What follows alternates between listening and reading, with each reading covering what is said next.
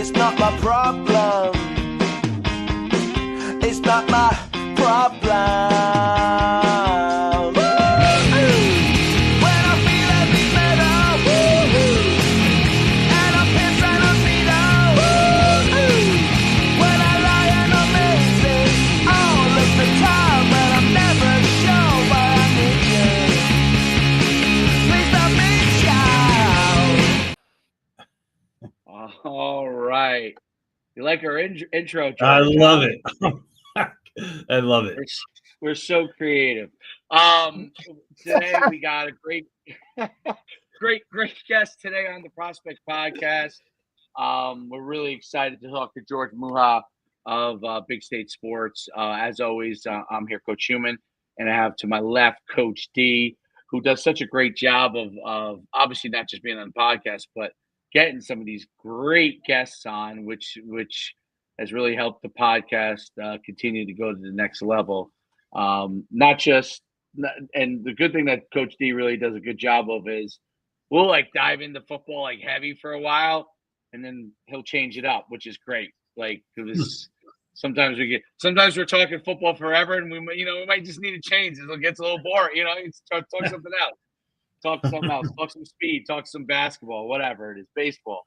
So it's great to have you on, and yeah, thanks. And it's exciting what you're doing. Just a quick intro from my side, obviously from the Morris Sussex sports stuff, which was fantastic for all those years.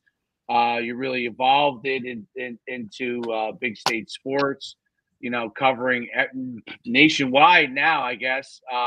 Which is really cool, and but started out with really covering a lot of games in a lot of different sports up in North Jersey and West Jersey, and then evolved it out to where you're covering everything, and obviously football is one of the big sports as always, but covering everything throughout the country. And so it's really great to have you on. If you could kind of dive into that evolution, that would be phenomenal.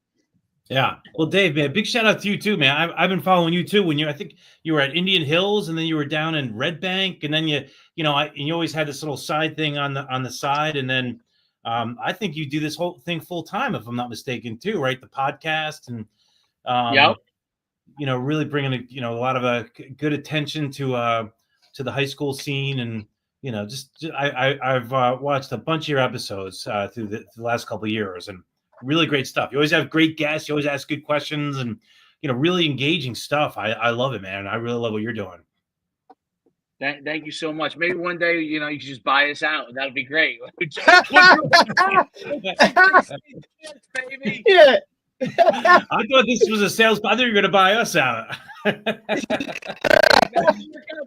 always work that out. We'll figure it out. We're married.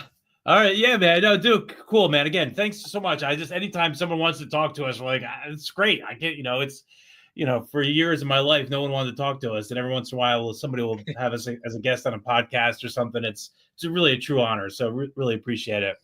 But yeah, so I'll tell you like what we're all about, because maybe people are watching, they don't really know who we are, and that's totally cool. But we consider ourselves a media company that covers high school sports in New Jersey. And I always hesitate to say this, but we kind of consider ourselves as like ESPN of high school sports in New Jersey. And sometimes I cringe at saying that, or I feel like people might be cringing at me when I say that. But if you saw what we're doing, we're not a whole lot far off from what ESPN's doing. So when I look at our business current state, I kind of look at it in three ways: social media, our website, and the broadcast side of things. And social media is really big. So we get like over 5 million views a week on social media, which is a monster number. Like there's not you're well into this, Dave, there's not a whole lot of things out there in the world that are getting that much attention, let alone in New Jersey. And everything we do, it's all about kind of celebrating student athletes. Like we're interviewing kids after games and posting cool video highlights. And we have an artist that makes like these cool posters on social media. So it's all about like, to me, if a high school kid puts on a uniform, like they deserve to be recognized. They don't have to be a star, and that's the way we kind of look at it. On our website, we have we write a bunch of articles. We have like Joe Hoffman, the old Daily Record writer. He writes a lot of articles about he's amazing. I grew up reading that guy. He works for us. Like I pinch myself. But really, the anchor of what we do is we broadcast games, and when we broadcast games, it's a big production. So we have professional commentary. Like we don't have kids announcing games. We may have younger people, but they don't sound like kids, and the preparation is unbelievable. And we try to make the productions as close to a network television production as we can, with instant replay and cool cinematic graphics and really real-time scoreboard. And we broadcast a lot of games. So we'll broadcast over 1,500 games this year. And just to put that in perspective, that's more games than ABC, CBS, NBC, and ESPN combined. Now, granted, we're not showing up with TV trucks, but we are showing up with, tens of thousands of dollars worth of equipment and very trained staff and all that kind of stuff. And since we've been doing this a while, we've gotten pulled into some really cool stuff. So we're the exclusive broadcaster for like the Phil Simms North-South game and the Cursed Lacrosse Championship and the North-South Basketball Coach Association Championship and the Robeson game. And we just got official broadcast rights with the NJSIA. So we will be one of two partners that'll be covering the playoffs alongside NJ.com. So NJ.com will still remain having the finals, and then we'll have kind of preferred rights when it comes to kind of everything before those. So we'll do a lot of sectional championships and a lot of group semis, again, alongside NJ.com. And again, we could do a high volume of games. So we're really excited because we're going to provide New Jersey with coverage of this. Will be a big year for us. But what I'm most proud of is like everything we do is free. It's free to watch. So we really going to be able to put a huge spotlight on our New Jersey athletes. And really that's the heart of what we do here. So that's what we do now. That's our current state, but this wasn't, I started this in 2006 as a silly blog that I thought would last a week, predicting football games. And Derek was a coach, young coach when we first started. And it was just me going out to, fields and interviewing coaches and, posting articles that I thought nobody was reading. And I don't think anybody was probably. But it just kept on flourishing through the years. So in 2006, Twitter wasn't invented. Instagram wasn't invented. Facebook was just in universities. So we actually lucked out a lot because every time a new platform kind of got out, we jumped on early out of dumb luck. We're just like, how do we get our, it was just me saying like, how do I get my articles out here to maybe reach a couple more people? And so, we would start a social handle and then we started to really kind of, grow. And then every year I would try to do something a little bit cooler. Like the first 4 years of the blog, I didn't even have photos on the website. So like year 4 or 5, I'm like, maybe I should buy a camera, So I bought a camera and was able to, started putting pictures on our website, and then eventually started putting video on our website. And then, somewhere along the way, we're like, maybe we should try this live stream thing. And, we just kept on evolving. And, frankly, like we've come a long way, but like, I still feel like we're not even scratching the surface what we want to do. But I guess that's kind of our little story here. It's amazing. It's amazing how you're covering that amount of games. I mean, 1,500 games a year is absolutely incredible. How did you the scaling of it? One of the things that I've always found fascinating is how you start to scale and then you repeat that process over and over again, and continue to scale and kind of move to the next step. Like, what were some of your growing pains in that, and how did you continue to push ahead through it? Yeah, I think the scale, and we can broadcast over 20 games at one time. So, and on Friday nights we'll broadcast like 20 games, and it's cool. It's like the NFL ticket. I don't know. I think we benefit. First of all, we made a lot of mistakes through the years. Don't get me wrong. We've made every mistake possible. But at some point, we said, as we were growing, I was like, every time we make a mistake, when you broadcast a game, there are a lot of variables that come into play. Having the right equipment, making sure everybody's trained. And then when it comes to live streaming, there's things like, internet. And if you're on an internet hotspot, is the signal good? If it's not good, there's things that you can do to still get the feed out. But you really gotta. It's part science, it's part art, and it's very intricate. So I think along the way, like we figured out that you really need the right people in place. And to do that, you got to create a great environment to work and want people to really believe in what you're doing. And so it's a couple having the right equipment. So we made early on, we went through a lot of iterations of what kind of equipment. Sometimes we had really way too expensive of equipment. Then we went too cheap, and it got the quality got crappy. And then we had to find that middle ground. And once we got that down, then making the equipment the same every time we broadcast the game, as well as the scenes, and then really spending a lot into training. So we have an unbelievable training program.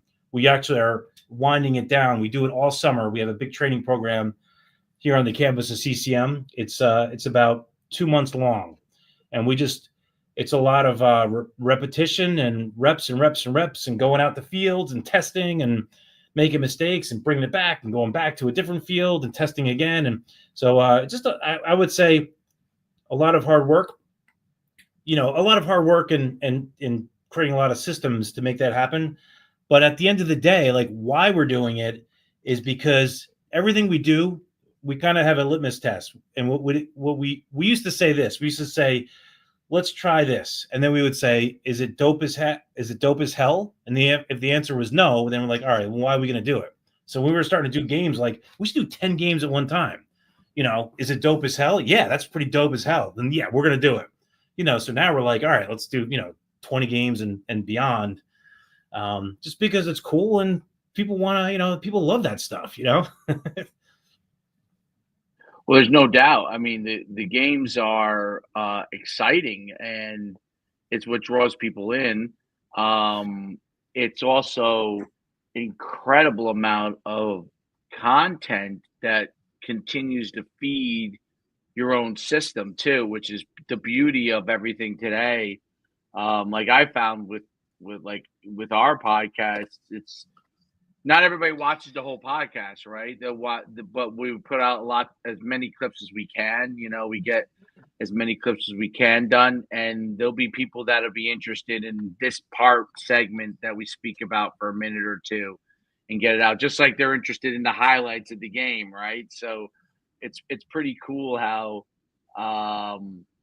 one thing feeds into the other, and that's part of the unique system with social media. You mentioned also in the beginning about how each new platform, when it came out or when it became hot, like you tried to make sure you leveraged it and be able to create something along those lines. I think that's also a huge part of it, because people don't do things because they think that, there's only 5 people watching it. Well, that's okay, because 5 gets to 10, 10 gets to 15, and it's all a process. And the last thing you want to do is be the last person on the platform getting on there. So if you're the first, even though it's a struggle in the beginning, or you're early, at least you have a chance to get your content out. And it's really cool because niche things like, the Prospect podcast, there's a certain group of people that like to watch the Prospect podcast. Like, there's a niche group, but that niche group becomes pretty loyal to what you're doing. So you got a lot of people watching the content that you're putting out, and you're becoming like you are a mini ESPN. I mean, you really are, like, for high school sports, and the big networks don't do a really good job of covering high school sports. They just don't. Like, it's obviously financially, maybe it may not be within their bottom line, other than like a big matchup here or there. but I think locally it really is a huge opportunity, and it's really cool how you've been able to cover these games. It is I always, and so even though you have that internship program, is it easy to get a lot of people interested to join that, or is it hard, or is it like high turnover?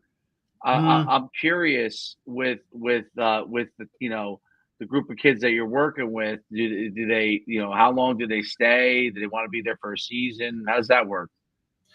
yeah, well, it's funny. We're actually located on the campus of the County College of Morris up in Right. Randolph, New Jersey, and the president of the college, Tony Iacano, he's very progressive. He loves the fact that we're here, and we probably have 40 or 50 CCM people that work for us, students. But then they go on. But I would say our average age employee is probably, mid to late 20s, because you have some older folks, and then we do have younger people, but a lot of them do stay on. So what I've learned through the years, that especially on the commentary side, it's to get on a network, it's very much like acting. You have to act in off Broadway plays and commercials and little off, you got to do everything you can. So there's a group of people out there that are just willing, that are very good broadcasters, that just haven't gotten their break, and they just want to keep Mm, getting their reel and keep getting better and better and better. And we've been doing this a long time. Right. So I've had many people who have worked for us that now work for ESPN and CBS Sports and SNY and the Mets and the Yankees and the Jets and this Major League Soccer. So we've benefited, because we're, first of all, we have a great track record, but these people, like, we broadcast 1,500 games a year. If someone wants to build their reel, whether on the production side or the commentary, we're a great fit. And we also have I know this is my company, and I always ask people, they always tell me it's a great place to work, but I do think they're being honest with me. Like, we work really hard. I want, we're good to everybody, and we empower everybody, and we have rules, and we want to make sure everyone does their job, but we have a right. very supportive we're a very supportive place to work. So I think people really enjoy that. It's a great place for people to build their skills and ability.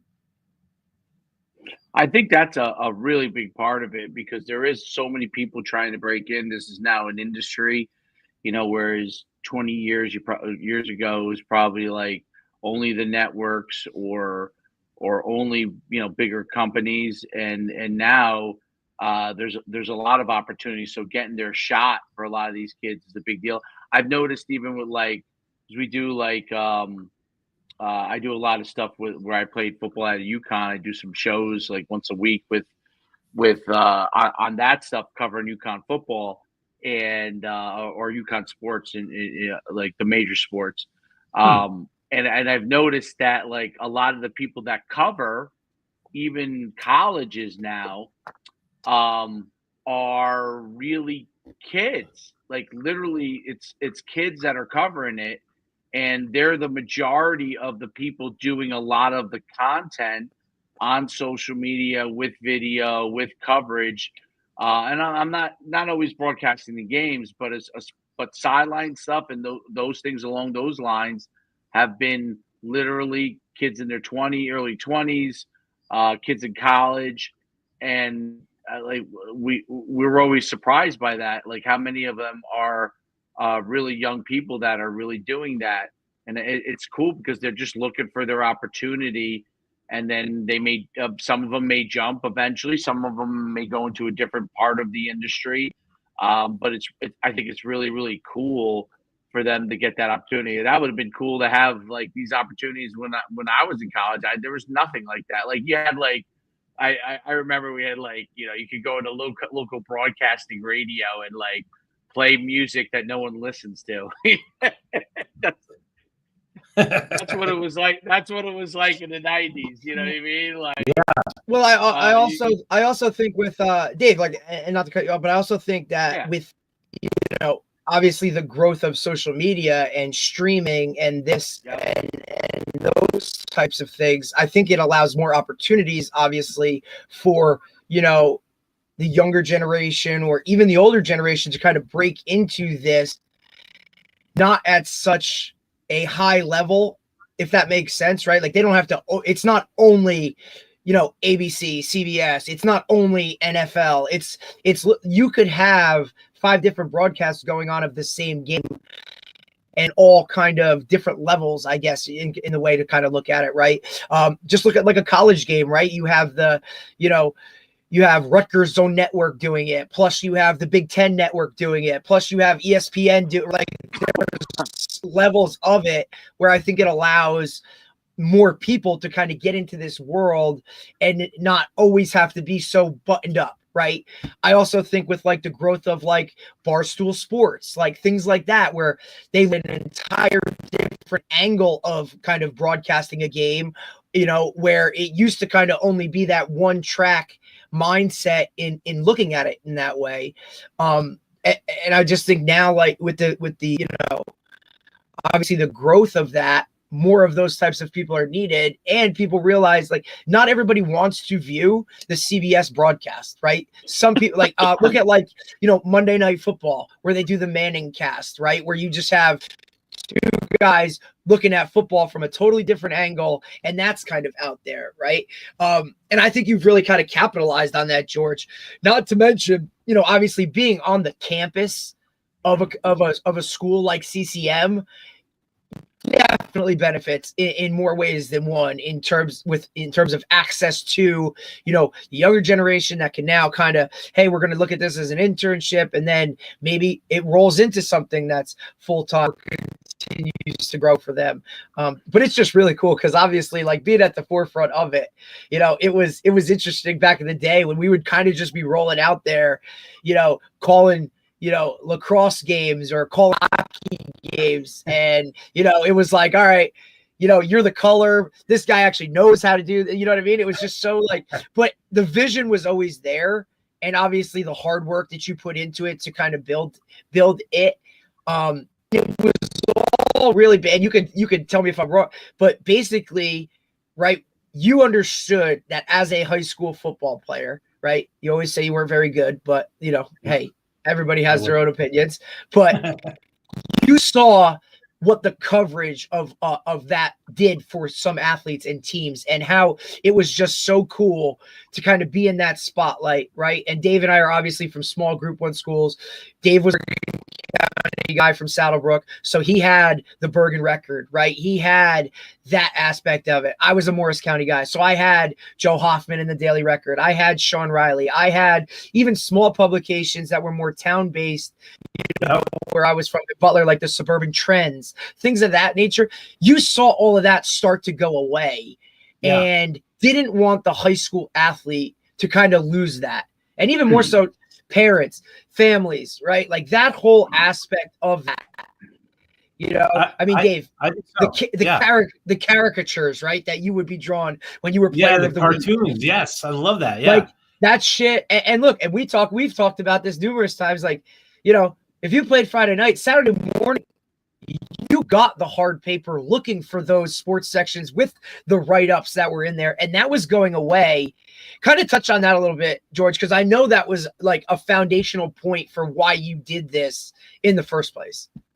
Oh my God, yeah. So I wasn't a good athlete, but I have 4 brothers, and they were all great. 3 of them played college sports, and they were really, really good. My one brother sniffed the NFL, so I grew up we would have newspapers all over the floor on Saturdays, and the coverage is unbelievable. Like the artist drawings of the matchups. I don't know if you guys remember that, but the predictions and all that stuff. I just loved it, and I would eat it up. And I actually would.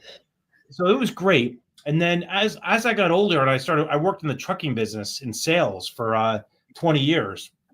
And at lunchtime I would open up the newspaper, and it was still pretty good, like in my early 20s. And I would read every article. I would read every field hockey article, every bowling. And there was something about high school sports that I'm a little bit of a, this is going to show what a big fat geek I am. But I would like just weird things. Like I would be like looking at something, and I would see like Di Pasquale at at Lenape Valley High School field hockey, and I'm like, oh, Derek told me his older sister moved to Stanhope. I wonder if that's his sister. And then I would bump into you, be like, hey, do you have your cousin play? Your niece play for Lenape? Be like, yeah, how'd you know that? I'm like, I've been following her. Like, I don't know. This is a weird way, but I would read every art. There's something about like how high school sports, the articles, they would, intertwine all the communities, and everything's very close. Like, I'm sure you guys, like, you see a name, you're like, oh, like that kid's really good. I wonder if that's so-and-so's kid. He was really good too. But as I started this, I did have like a little chutzpah behind me, because I'm like, the newspapers aren't here. If we're not doing this, then no one is. And early on, I would hear a lot of people my age complain, like, yeah, thank God you're doing this. The newspapers are here. The newspapers aren't really doing anything anymore that much. But now I would say I don't really hear that much anymore. And I feel like it's changed. Now we're, some of these teams, we broadcast every single game, and we do a lot of a lot of fun stuff on social media. And I do think I will give NJ.com a lot of credit. I feel like they've really amped their game up the last couple of years. Absolutely. They've built a really nice team, and we see those writers up all the time, and also like Jersey Sports Zone, like they do a phenomenal job. Like, I do feel like it went through a little bit of an evolution, and now you kind of got us. You got Jersey Sports Zone, NJ.com. We're all kind of doing a little bit. Got some like Jersey Athletics. They do a great job on social media. So I do feel like kind of evolved a little bit, and and kudos to all those guys, and people making that happen. But that was the crux behind us, really, the engine behind me trying to make this thing a thing. There's no doubt that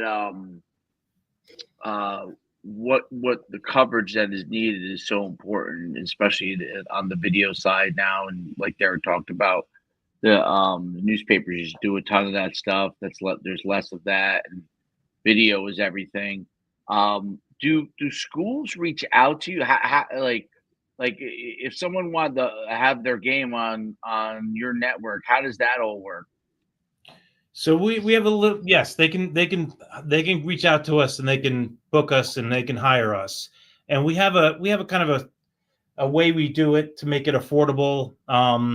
Because it's not, if we're going to broadcast a game, like my operating cost to broadcast a game is like thousands of dollars, when you factor in not only labor, but equipment depreciation and internet hotspots and subscriptions and insurance and all the things that would go into it. But we kind of have a way we kind of leverage other sponsors and usually get the booster club or the schools to have us do games. So yeah, a lot of our games that we do, the booster clubs will actually hire us. Oh, that's interesting. So that's great. So they come out and they can have all their season games or whatever covered, and then what you get sponsors for the program, and that has to be how you make some of the revenue too as well. Yeah. To help defer all those costs. Really, really cool stuff. So in the football, from a football aspect, we got the football season coming up. What are some of the big games that you guys are going to be covering this year?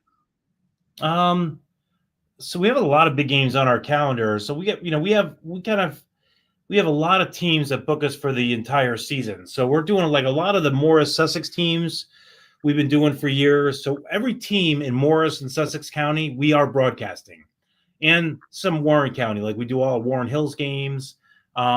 We do all some, and then outside of that area, we do every Somerville game, every Bridgewater game. We do every Northern Highlands game. We're doing a bunch of like some NJIC games. Shout out, Derek. I know you weren't in the NJIC before, but Butler is. So we're doing some. Yep. We're doing some Garfield and some old Nice. Old Ridge. Old No, Japan. Woodridge. So we're doing a bunch of stuff, and then and then we also do. We don't just do football. So we also do we do the county finals for a lot of different counties, like Morris County, Somerset County, Huntington, Warren, Sussex. We do all the Shore Conference championships for all sports. Oh. soccer, Yep. basketball, lacrosse, baseball. That's really big for us. So we're swooping down the shore. And then when it gets to the sectional finals and above, we're going to be broadcasting a lot. Like we'll do most of those sectional finals and group semis, along with NJ.com will do some of them too. So that'll be great. Yeah, I love that too, that you also do the other sports, right? Because obviously we know the big sports, the big, stick and ball sports and whatnot. But, when you do soccer, field hockey and all those other kind of things, it just allows those other student athletes to still feel that Friday Night Lights type of situation.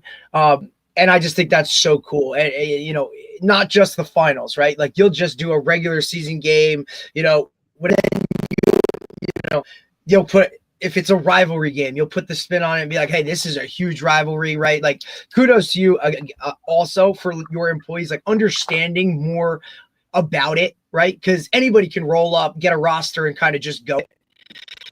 But like to know some of the behind the scenes things or some actual information about like, hey, so-and-so scored a goal in 5 straight games, or, hey, this coach is, this is going to be whatever number win in their career. It just feels more high-end attention to detail, right? Like, because we all know that for high school sports, for some of these student athletes, is their time to shine, might be the only time they're ever in that spotlight.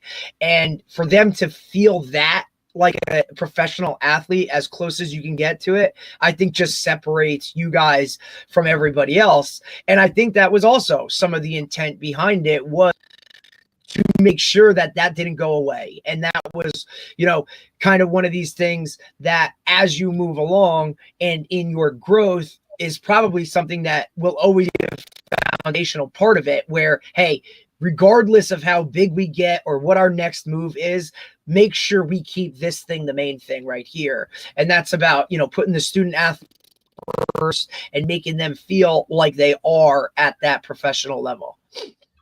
Yeah. I mean, you should see, what's really cool is like our team is really bought into. They're not bought into. It's just in us as a company. Bought into is the wrong word. We really want to recognize these young people. So you should see, we do a lot of football, and hockey and like the big sports. And trust me, we put a lot into those games. But then we'll get like last year we got bowling, and you should see how like our planning sessions around bowling, and it wasn't coming from me. Yeah. It was coming from our people. They're like, we want to, like, these kids never get covered. So we're like, the effort they were putting there, I was so proud of our team. They're like, these kids never get broadcasted. A lot of the kids who bowl are typically not the kids who play football or, other sports. You know what I mean? They're not getting covered in the other sports. So it was just, we really, our heart is in this. And, sometimes like there's a lot of people that pop up streaming things, and, I look at them, I'm like, our heart is so hardcore into what we're doing for the right reasons that we don't even look at anybody else that's doing. I'm like, good luck, because you're not going to outpace like where our heart is in all this. You know what I mean? Am I boring you guys? No, you're good. Yeah, like I think it's look, it's incredible, right? Obviously, it's also an opportunity for parents, grandparents, family members, whoever, to see things that they wouldn't normally be able to see, right? So if grandma and grandpa live in Florida, but Jimmy's game on Friday night, look, we can, and you make it simple, right? Like they can figure out how to watch the streaming through your network to watch that game from somewhere else and feel like they're there, right? Another big piece to that whole thing that is so cool. How does it work, right? You just go to a game on a Friday night, right? The entire setup, the actual logistics of physically being there, up in the booth, doing this, doing that. Because look, I was in Morris County for a long time. I was in a lot of counties up there. Some of the facilities that you're working with, to you guys, but like, how does that logistically work? Obviously, you've been in it for a long time. You know what setup is where and kind of some of those things that you need to. But when you're starting out with this, I'm sure that was a task that felt monstrous at the time to kind of logistically, how do we physically get to this place, set it up, and make it all work? Talk about that a little bit. Yeah, what we do is very, very logistically intense. And first and foremost, like I always tell all our guys, like our relationships with the schools, they can't be good or great. They have to be impeccable. So like when we go to a game, if we go to a press box and it's littered with trash and water bottles, I'm like, everybody already knows we'll clean it up on our way out. Even though we didn't make the mess, we don't want to get blamed for it. We want to be great. We're guests at these places, so we want to treat ourselves like we're guests. So those relationships with the schools is number one. And then logistically, every single time we do games, we reach out to the schools ahead of time, make sure that they know we're coming. Where can we go? Can we set up? We make it really easy for them. We bring all the gear. Like they do nothing. We just need their permission and where to go. And then like new school, it can be a little challenging. So week 1, we're doing 4 schools in South Jersey. Week 0, Gloucester Catholic, Ocean City. Oh yeah. Shalik or Shalik. Yep. I think it's Shalik, right? Shalik. Yep. We got a South Jersey guy here. And somewhere else down the shore, I can't remember. So today we have a team. Kelly and David are driving to each one of those schools, meeting the ADs, looking at the press box. We're going to be here next week. Where do you want us? Where can we go? Right. Where can we not be? We don't want to be in the way of the coaches. So it's very, very logistically intense. We spend a lot on logistics, a lot of time. Yeah, I think that it's incredibly. It has to be incredibly cumbersome to cover all that, but it's rewarding. I mean, the families benefit and the athletes benefit from being able to get that stuff covered, which is really, really cool. Really, really cool stuff. What's the farthest place that you go? Are you all in state, or is there other places that you go besides in state? Yeah, no, we've been to. I mean, most of it's New Jersey, but we have been to. We've been outside of Philly. We've been to Long Island and New York State, the Lehigh Valley, but most of it's New Jersey. But we have big plans to go beyond New Jersey. But right now, this year, today, we are mostly focused on New Jersey. Awesome stuff, dude. It's really, really great stuff. It's great having you on and talking about this kind of thing. It's exciting stuff that you guys are doing. You cover so many games. I see it everywhere. And, you need to get your own channel soon on Netflix or something, you know what I mean? So not just on social media, they got to put it on Netflix for you. And as you keep growing, Netflix will be down here in the shore in about a couple of years. So at that point, you put another studio down there. I'll go in with you. We could share the rent. Derek wants me to get a studio anyway, right? So we'll be nice. We'll go in. We get a sound station. I'm in, Dave. Let's pitch. I'm ready for the pitch. Cool. I'll go down. I'll pick you up, and we'll give our big pitch to Netflix. That's it. We could definitely do that, no doubt about it, because they're already full. They're already starting to take hold some of the stuff. I mean, they haven't taken over the places yet, but they already bought all that area. So it's coming very. Whole friggin' army base. Go ahead. What's that? I said, can I ask permission to change the subject? Yes.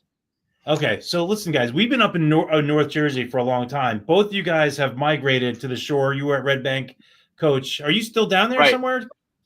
Yeah, I live in Lincroft. Yeah, so both of you guys are transplants. I'm in North Jersey. I grew up listening to Toms River North and Toms River South and Manasquan and Rumson Fairhaven. And now that we're covering the sports, man, it does seem like the shore is just bred a little different with their athletes, and they're gritty and hardcore. Like, what is going on? Is there something in the water down there? Well, you want to take it first, Eric, or you want me to go? You go ahead. Because you're I'll start. yeah. Go ahead. Go ahead. I'm Go in ahead. it more. I'm in it more on the youth level. You know, I was a head coach there for 2 years, but I'm more in on the youth level. We do have the 7-on-7 club where we have obviously all of the football players, a lot of the football players in the shore in the spring with us. But it's I would say this. There's a lot of like old school pride in the towns that there are down here. And I think that there's a lot of families that like keep hold of the tradition of those towns. There's not a lot of private schools up like parochial schools. So if you're going to go parochial, there's a few choices you have. They're great choices, but there's only a few. But it's not like up north. It's definitely not like that not like when it up comes north to where you parochial could public. Right, where you could really like. I'm from, Derek's from Butler. Butler's a little bit away, but I'm from Saddlebrook, where if you're a great athlete in Saddlebrook, which is right next to, is like literally in the middle of Bergen County there, like those kids are leaving now. Whereas, when I was in high school a long, long time ago, that didn't happen as often. So, and even 20 years ago, it didn't happen as often. So, I think that's a big part of it. I think the shore towns have been able to. Plus, I'll speak for football and maybe even some of the club sports like basketball and baseball. There's still a lot of town club teams. So, like, in my town, Lincroft, like my son plays on the Lincroft Lightning, right?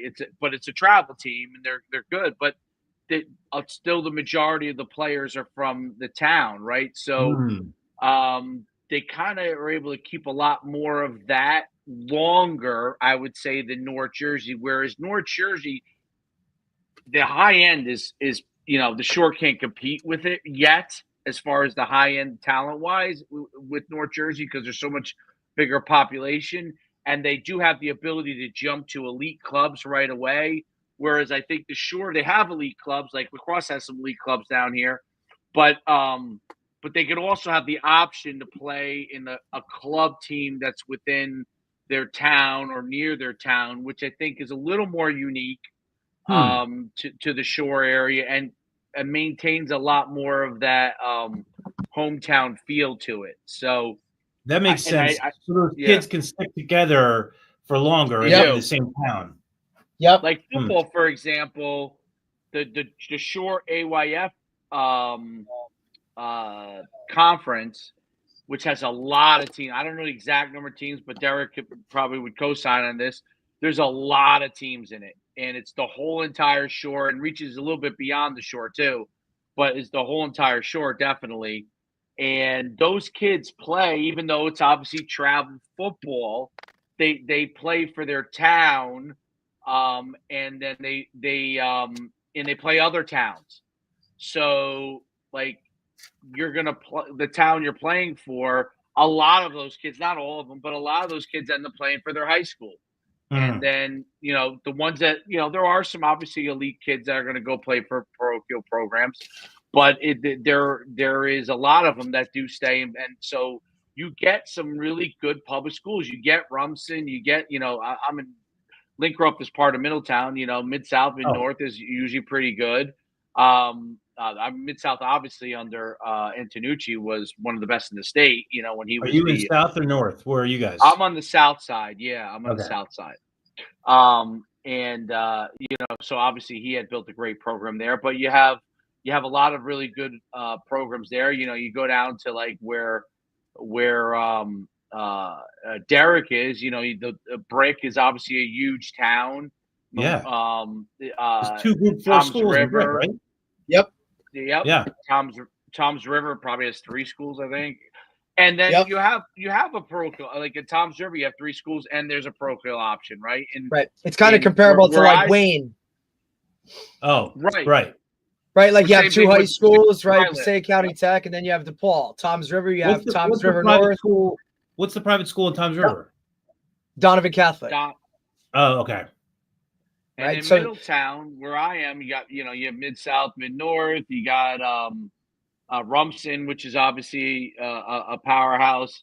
And then, Red Bank Catholic is literally, like, from where I live, even though I'm on the Middletown South Side, is 5 minutes down the road, right? And St. John Vianney's is 8 minutes down the road, right? Huh. So Wow. so you know, it's certain pocketed areas. So you have Freehold's pretty close to where we are, and so those towns all have like some really good athletes. And I can tell you this: North Jersey parents are super driven. The Shore parents are super driven, like super driven. Like if we talk about youth sports and driven wise, I would say like there's no doubt like North Jersey parents are very driven. It, but there's a lot more independent like leagues down here. It's a little more coordinated from that standpoint, and the parents are really, really, really driven to have their kids have an opportunity to be successful. North Jersey was way ahead in stuff like speed and strength development. Like it started there, like when I had my facilities, like we were going back a long time ago, but like 20 years ago, before that there was Parisi, right? And that's still been around that was kind of the beginning guy on a lot of this stuff. And that grew really quickly in North Jersey. That helped facilitate North Jersey into having great athletes. That has now moved down here too. So they're starting to get that component to it, which is really helping all that. It's a lot of things. And but yeah, I think that's a unique thing. When I was a kid in the 90s, the Shore was really one of the best, like was on par, with North Jersey, not as big as North Jersey, but on par as far as talent wise. I would say there was a lull, even though Mid-South was a powerhouse program. There was a lull maybe in like the 2010 aspect where there wasn't as many programs, but now as everything has come down here, there's like a resurgence in the last 7 or 8 years of where all the programs are really, really powerful. Like it's no longer just Mid-South being the best program in RBC. It's a lot of, you got Rumson, you got Toms River North, you got Brick Memorial was very, very good last year. Point Pleasant Borough. I'm missing a bunch. I'm just talking. Homedale last year was really. So you're going through a lot of places that are having a lot of talent. So and a surge from that standpoint. Interesting. Yeah. Yeah. And I definitely think too. Obviously, surge in money too down here too. And that's so I think you're 100%. That's where I was kind of going to go with it. Post obviously we were here. We kind of just got here, right? We're here for about a year or whatever, and then COVID. Yeah. Post COVID, the amount population wise, where look, it used to always be busy down here, right? Seasonally. Right. So September to May was kind of, and your summertime was like a boom, right? Where there was a lot of people obviously coming down here for vacations. Post COVID, we've seen a lot of people relocate and make, their summer house or their number 2 house, their full-time house. Yeah, so right. You've seen that. And, especially where Dave is being, and people don't even realize it, how close that where like Dave is to Staten Island. We've seen a lot of that relocate here and kind of now start to plant their roots where it's really kind of just like grown on that level. So you're talking about the socioeconomics of things and all of those kind of things. But, the Shore Conference, when it comes to like pride and all those kind of things, like they will swear up and down Shore Conference, right? Where, overall, I mean, up north, it's more county driven, I guess. Yeah. Whereas down here, like there is no Ocean County Wrestling Tournament. There's no Monmouth County Wrestling Tournament. It's the Shore Conference Tournament. Whereas up north, it's Morris County Tournament. It's this tournament. It is, and we've talked about this over the last 2 or 3 years. If you now go even further south to like true South Jersey, outside Philly and those types of areas, man, you want to talk about public school football really kind of like And like in terms of players, individuals, national recruits, guys like 5-star, big name type talent at public schools, man, yeah. South Jersey, steadily on the rise. I mean, any college coach, we're hitting South Jersey, outside Philly area, because down there it's more regional based, right? So you have 2 to 3 towns making up a regional school where now you have more kids kind of just, whereas up north, throw a rock and it's, this group 1, that group 2, it's smaller schools. Down here it's or down there it's more regional, where your numbers are bigger. I mean, even within the short conference, we just saw 2 monster schools out of Jackson Liberty and Jackson Memorial merge to now make Jackson Township High School, which even will be over 2,000 students, like booming and all that kind of like automatically, like they have to go to the top just by numbers, and two pretty good teams, right? But I don't know. It's definitely player wise to me, it's very comparable to Morris County football, where look, there's a lot of that blue collar, run game, downhill, a lot of really good, well teams where, even when they're bad, they're good. They're not going to make mistakes. It's not going to be sloppy football. But for the most part, what I think you could always hang your hat on is if you're watching a short conference game, like you're going to still hear pads hitting and you're still going to leave a game, right? Irregardless of who won and who lost, going, you're sore. You're going to be hurting the next week, because it is still a physical conference where that aspect of the game that maybe in some places has kind of gone away. But it's still very much a big piece of what short conference football is. But like Dave said, I think you now see, those perennial powers that were always in the top 5. Yes, they're still there, but now you're seeing 6 through 15 that could be in that top 5, depending on year. And you're seeing what used to be really a old school type of same head coach in the same type of place. We had a big turnover, not this off season, previous off season, where like there was like 6 or 7, maybe even 8 short conference football jobs open up, where that had never been a thing. It was, if there was 1 or 2 a year, it would be a big thing. So I think some of that turnover as well, right? Kind of getting some new blood in there, but in terms of like adapting programs to what it is now, but also keeping that old school tradition. Because like you said, I mean, look, even where I'm at, Brick, where with Coach Wolf, who was like the winningest head coach in the history of, New Jersey State football, like there are still kids that I have on my roster now, on our roster that played for him, right? So there's still that link back, even with as many transplants and new blood kind of coming into it, that still kind of holds on to that old school, type of short conference field for what it is. But, it's awesome. I enjoy it. I like it. You know what I mean? Like North Jersey's North Jersey, down here is down here. This is going to be that conversation. That's why I love the fact that we play down to true group champs now, so that, that South and Central kind of get to see that North 1 and 2, right? And we've seen some incredible games over the last couple of years, right? But at the end of the day, you look back to state championships last year, right? Group 2 Rumson, Group 5 Toms River, short conference teams, right? So Yep. All right, cool stuff. Yeah, man, we've been having a lot of fun covering that shore conference. They've been great.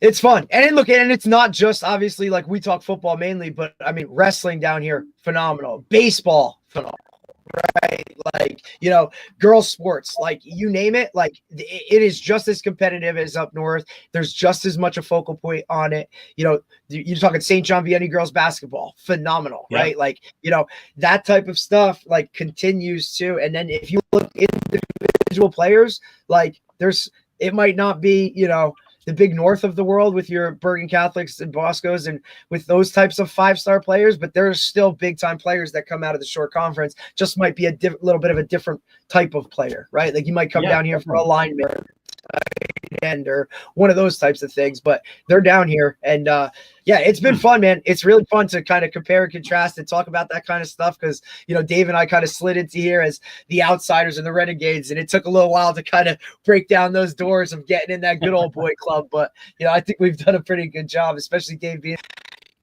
the youth world that has opened his eyes to a bunch of stuff now. That's for sure. Yeah, you guys did a nice job sneaking under that gate. Good for you guys. Oh, listen, we got, yeah, we took a couple, like, we took a couple shots. strays going under that, but yeah, good thing we had our Kevlar on, but like, oh shit, but it was good. It was all right. Yeah. But George, we appreciate you taking the time, man. All the best to you with this upcoming season.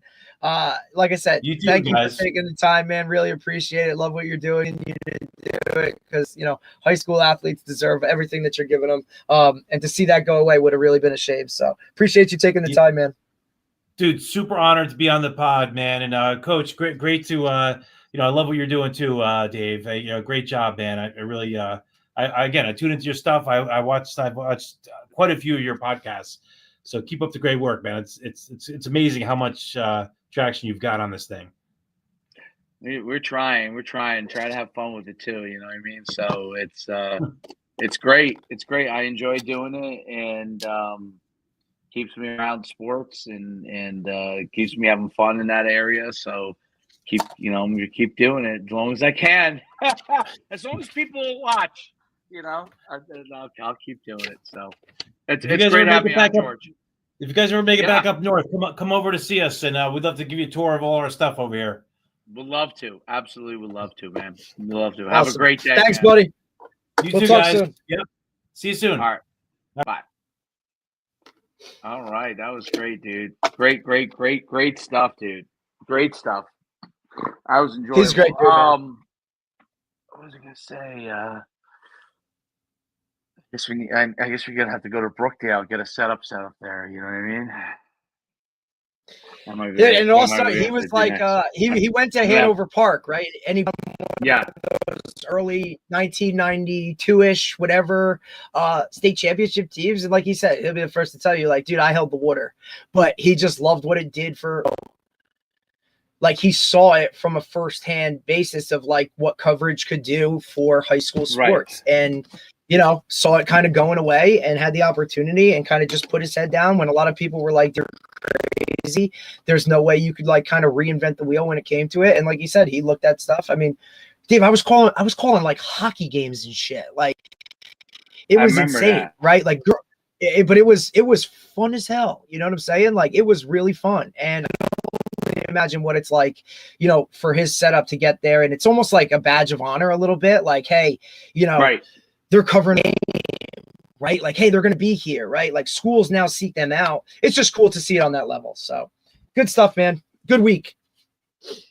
No, it's absolutely a really good. It was a really good week. That was cool. That was cool. I definitely want to go up there actually, because we're doing. It'd be awesome, because I mean, I think he's got a full studio. Like, they got the works up there, dude. I think you probably want to come with me, right? We go up there and see what it's like.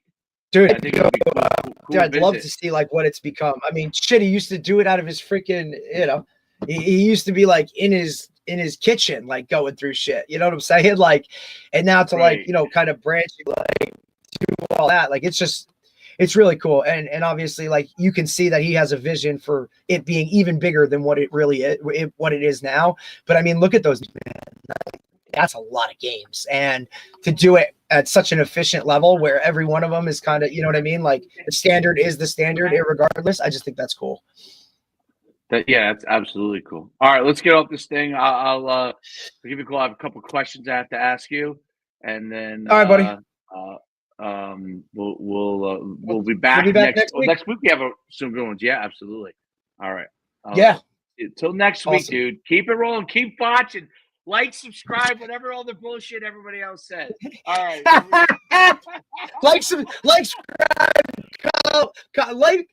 subscribe, follow, leave a comment in the comment section. Let us know what's going on. Yeah. All that bullshit. You can like us. You can whatever. We've had more bullets. It's fine. Just let it fly. Yeah. Appreciate everybody watching. Exactly. We'll see you next week. Exactly.